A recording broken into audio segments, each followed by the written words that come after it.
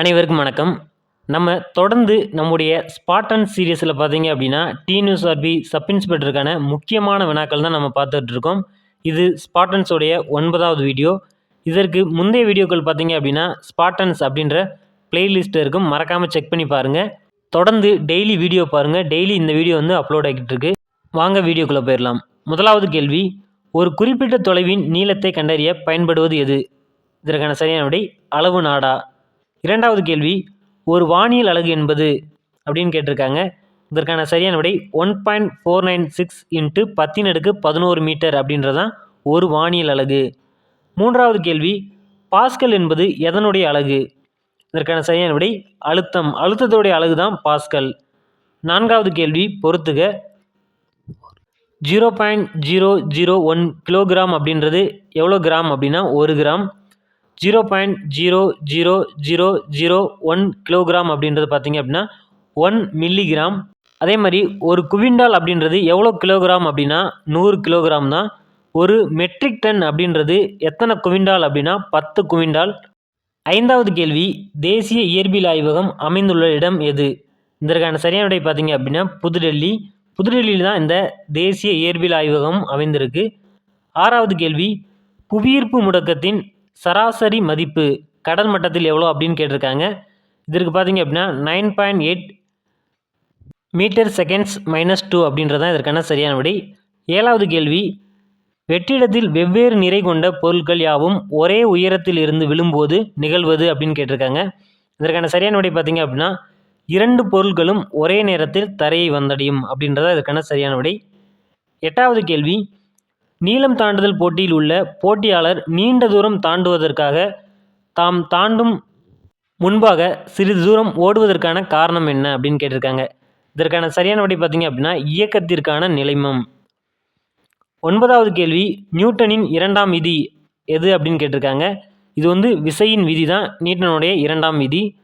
பத்தாவது கேள்வி, எடையின் எஸ்ஐ அலகு என்ன அப்படின்னு கேட்டிருக்காங்க. எடையுடைய எஸ்ஐ அலகு நியூட்டன்.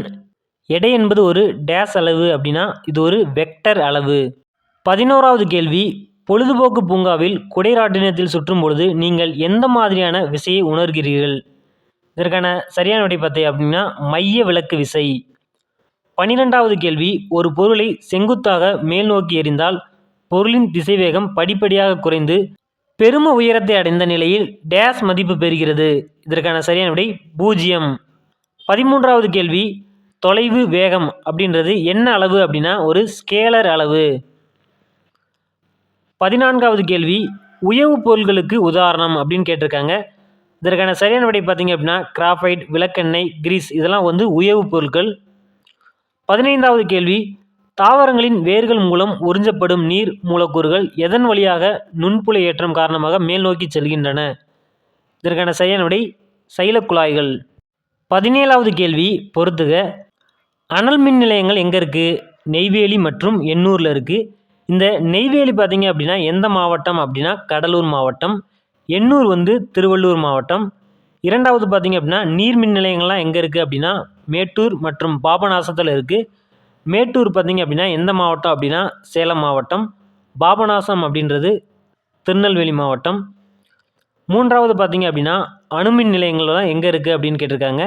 இது பார்த்தீங்க அப்படின்னா கல்பாக்கம் மற்றும் கூடங்குளத்தில் இருக்குது. இந்த கல்பாக்கம் பார்த்தீங்க அப்படின்னா காஞ்சிபுரம் மாவட்டமும் கூடங்குளம் திருநெல்வேலி மாவட்டத்திலையும் இருக்குது. நான்காவதாக பார்த்தீங்க அப்படின்னா காற்றாலைகள் நிலையம் இது எங்கே இருக்குது அப்படின்னா ஆரல்வாய் மொழி மற்றும் கயத்தாரில் இருக்குது.